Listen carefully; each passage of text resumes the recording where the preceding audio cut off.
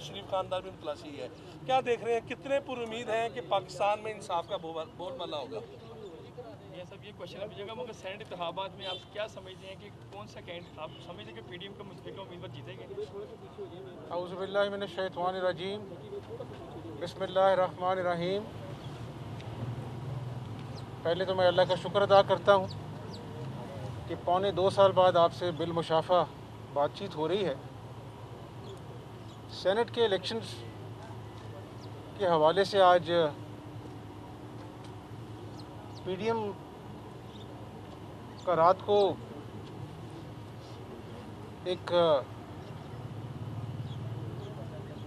Dinner का एहतमाम हुआ है, जहाँ पर मुझे बिलावल भुट्टो साहब का फ़ोन आया था, तो उन्होंने मुझे रिहाई की मुबारकबाद दी और साथ मुझे कहा कि आप आएँ और शिरकत करें। मैं आज इस्लामाबाद जा रहा हूँ। जिस तरह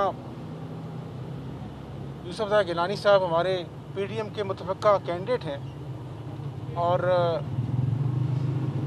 तमाम तर कैंपेन भी हो रही है, एक अच्छी शोहरत के हामिल हैं और मुस्लिम लीग नून ने और बाकी पीडीएम की जो जमातें हैं उन्होंने उनके लिए काविशें तेज़ कर दी हैं और उम्मीद है इंशाअल्लाह कि यूसुफ रज़ा गिलानी साहब जीतेंगे इंशाअल्लाह ताला। और बाकी ये है कि ये जिस तरह से रेफरेंस सुप्रीम कोर्ट में फ़ाइल किया गया, जिस तेज़ी के साथ अपना जो है वो ऑर्डिनेंस भी लाया गया, तो ये हुकूमत की बुखलाहट जो है वो बड़ी वाज़ेह नज़र आ रही थी। यही करना था तो अपोजिशन को साथ बिठाते, बात करते, वक्त के ऊपर इस बात का तयन करते, लेकिन इस सारी एक्सरसाइज का जो मकसद था वो कुछ और था। जिस तरह कि आप देख रहे हैं कि हर सूबे से जो है वो आवाज़ें आ रही हैं कि टिकटें सही नहीं बांटी गई, हमें तहफ़्फ़ुज़ात हैं, जो पीटीआई ने इलेक्शन से पहले अवाम से वादे किए थे वो वफा नहीं हुए, तो लोगों में तज़ब्ज़ुब है, लोग परेशान हैं। तो इस माहौल में जब इलेक्शन होने जा रहे हैं तो जो हुकूमत में बैठी जमात है उसको अपनी फ़िक्र लाहक है। बहरहाल हम अपनी पूरी काविश करेंगे और जितनी हमारी स्ट्रेंथ है मुतफ़िका अपोजिशन की, उसके हवाले से हमें सीटें इंशाल्लाह मिलें, हासिल हों, उसके लिए हम पुरुमीद भी हैं और इंशाल्लाह पूरी कोशिश करेंगे। इसमें ये बताइएगा कि आप जेल में भी हैं, आप 20 माह जेल में रहे हैं, बड़े हौसले से आपने जेल काटी, मुशर्रफ दौर में भी काटी। ये बताइएगा कि आपने अंदर बैठकर पीडीएम की सियासत को जो है वो कैसा पाया, कैसे अब कैसे कितनी स्ट्रेंथन होगी, क्योंकि मरियम बीबी भी बाहर थी, अब आप भी हैं, एक और एक 11 हो जाएंगे, तो कैसे आप हालात देखते हैं? दूसरा एक आपको इन्फॉर्मेशन देनी थी कि उस्मान भट्टी साहब जियो से ये हमारे नून लीग रिपोर्टर एसोसिएशन के चेयरमैन बने हैं और उमर सलम सेक्रेटरी बने हैं, इनको मुबारकबाद भी दे दीजिए। अच्छा, ये भी बताइएगा, अभी वो इंसाफ के वजह से आपको आगे था, बताइएगा। चलो यार, चलो चुका हो गया, तो मौका आ गया, मेरा ख्याल है कि इलेक्शन हो गया, सेनेट लोग महंगाई से बड़ा परेशान है। बेहतर होता है कि इलेक्शन होते पंजाब में उम्मीद क्या हो सकता है नून लीग की एक सीट ज्यादा पॉलिटिक्स को क्या देखते हैं पीडीएम की? देखिए, सवालों की बौछार है और पौने 2 साल बाद सवालों की बौछार का मकसद मुझे समझ आता है, लेकिन मैं आपसे गुजारिश करता हूँ, इन पौने 2 सालों में ये एक इर्तिकाई अमल था। देखें, आवाम को कहा गया था 50 लाख घर बनेंगे, 1 करोड़ नौकरियां बांटी जाएंगी, तो आज वो वादे जो हैं वो हवा में उड़ गए हैं, दूर दूर तक कहीं नज़र नहीं आता। और जहाँ तक एहतसाब की बात है, तो आप ये देखिए कि फॉरेन फंडिंग केस 6 साल से जो है इलेक्शन कमीशन के सर्द खाने में पड़ा है, उस पर अपना जो है कोई पेशरफ्त नहीं हो रही। और अकबर साहब जो हैं वो रोज़ इलेक्शन कमीशन का दरवाज़ा खटखटाते हैं, और दूसरी तरफ आज भी कौमी असम्बली के अपोजिशन लीडर जेल में हैं, मुस्लिम लीग नून के पार्लिमानी लीडर खालिद साहब आसिफ जेल में हैं। तो ये एहतसाब का नारा जो था जिन्होंने बुलंद किया था, वो आज क्यों बीआरटी का जब केस खुलता है तो वो स्टे ऑर्डर के पीछे छुपते हैं? वो आज क्यों बिलियन ट्री की जो अपना इंक्वायरी है उससे क्यों वो अपनी आंखें चुराते हैं? आज क्यों नहीं जो मेजॉरिटी बेंचेस पर बैठे हुए लोग हैं उनका हिसाब हो रहा? आपके सामने नाम है, आटा स्कैंडल है, चीनी स्कैंडल है। आज लोगों को 2 वक्त की रोटी पूरी होना मुश्किल है। अद्वियात जो हैं इतनी बढ़ गई हैं। आज छठा हफ्ता है, 5.7% महंगाई आज 8.7% हो गई है। तो मेरे भाइयों, दोस्तों, भाइयों, मैं आज आपको ये बताऊं,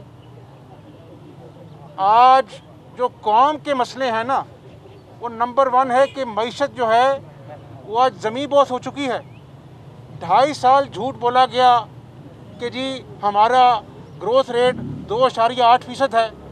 जब वर्ल्ड बैंक ने बताया तो वो 1.9% निकला। कहा गया जी हमारी एक्सपोर्ट्स बढ़ रही हैं। जब गवर्नमेंट का ये मौक़िफ़ था एक्सपोर्ट्स बढ़ रही हैं, स्टेट बैंक ने कहा जी एक्सपोर्ट्स कम हो गई हैं। और फॉरेन डायरेक्ट इन्वेस्टमेंट पिछले 7 महीने में 78%, 78% जो है वो ड्रॉप हुई है।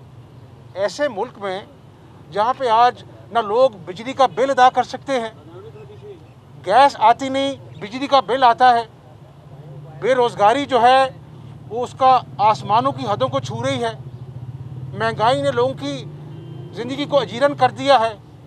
दवाइयाँ जो मुस्लिम लीग नून के ज़माने में मुफ्त मिलती थी, आज लोगों को दर दर ठोकरें खानी पड़ती हैं। डायलिसिस जो थे वो मुफ्त होते थे अस्पतालों में, आज डायलिसिस के लिए लोगों को मारे चक्कर लगाने पड़ते हैं, डायलिसिस नहीं होते हैं।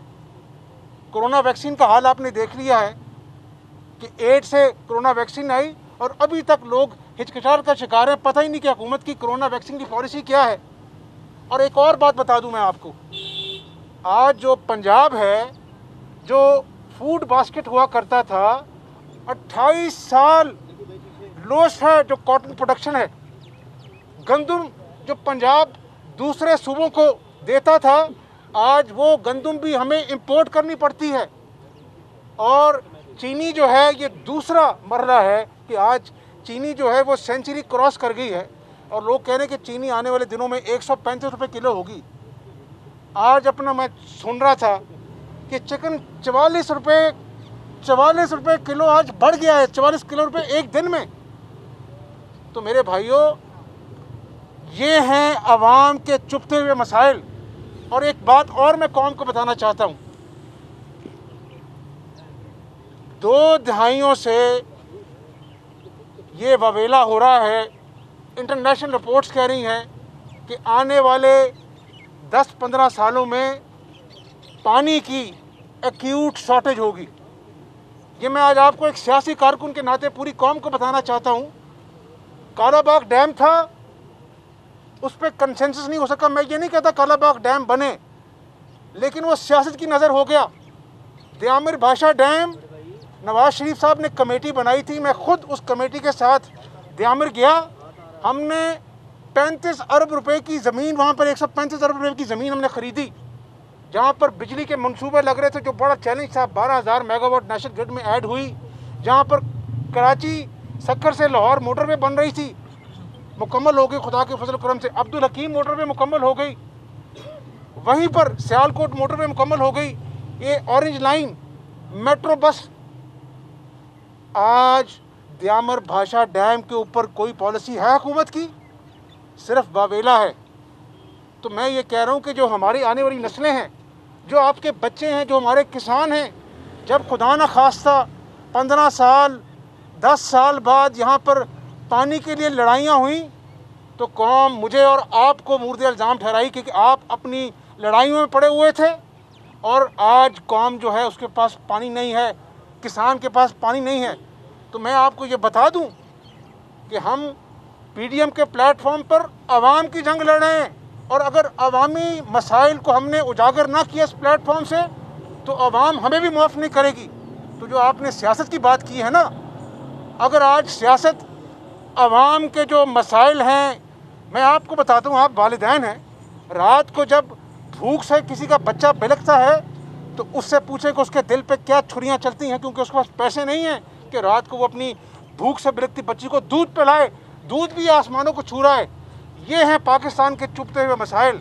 इसके ऊपर तमाम स्टेक होल्डर्स को बारीक बीनी से सोचना होगा कि पाकिस्तान कहाँ खड़ा है, ये नहीं कि हम कहाँ खड़े हैं। हमारा मुस्तकबिल पाकिस्तान के मुस्तकबिल से जुड़ा है। हालात वाक़यात ऐसे हैं कि जहाज़ जाता है बाहर तो उसको अपना जो है वो कब्ज़े में ले लिया जाता है कि जी उसका जो है वो लीज़ उसकी अपना जो है एक्सपायर हो गई, आपने लीज़ नहीं अदा की है। पाकिस्तान के ब्रॉडशीट के मामले में अकाउंट्स मुजमेंट हो जाते हैं, पूरी दुनिया में पाकिस्तान की रुसवाई होती है। तो मेरे भाइयों, अगर इस डूबती मईशत को हमने सहारा ना दिया, ऐसे इक़दाम ना किए, तो ऐसे दिन आएंगे जब पाकिस्तानी कौम के पास पछतावे के अलावा कुछ नहीं होगा। ये सियासत भी तभी होगी इस मुल्क में जब इस मुल्क में लोगों को रोज़गार मिलेगा, इस मुल्क की डूबती मईशत को सहारा मिलेगा। तो खुदारा हम सबको अपनी आंखें खोलनी होंगी, होश के नाखून लेने होंगे और ऐसी हिकमत अमली मुरतब करनी होगी कि ये बड़ी तेज़ी से जो गुर्बत आसमान को छू रही है, गरीब आदमी की ज़िंदगी अजीरन हो गई है, क़यामत बन गई उसके लिए अपने बच्चों को पालना। अगर हमने इसके लिए तदबीर ना की और ये हम सबको सर जोड़ के बैठना पड़ेगा। मेरी बात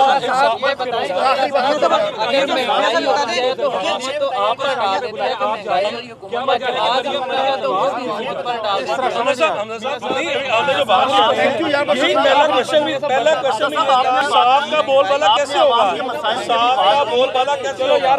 आपने अवाम के मसाइल की भी बात की है, अब अवाम के मसाइल हल करने के लिए इस हुकूमत को घर भेजना पड़ेगा, तो क्या आप मज़ामत की सियासत करेंगे या मुफाहमत की सियासत करेंगे? आपका बोलबाला कैसे करेंगे? जो भी महंगाई होती है हुकूमत आप पर डाल देती है कि पिछली हुकूमतों का नतीजा अगर जहाज रुकता है वो भी आप पे डाल दिया जाता है। आज अगर पौने 3 साल बाद भी महंगाई का जो अपना एक दौर है जो पाकिस्तान की तारीख में कभी नहीं देखा। आज पिछले साल की मैं आपको बात बता दूं, पिछले साल सिर्फ सूद की अदायगी हमने अपने वसाइल से की, बाकी सब कर्ज पे चल रहा है सारा मुल्क।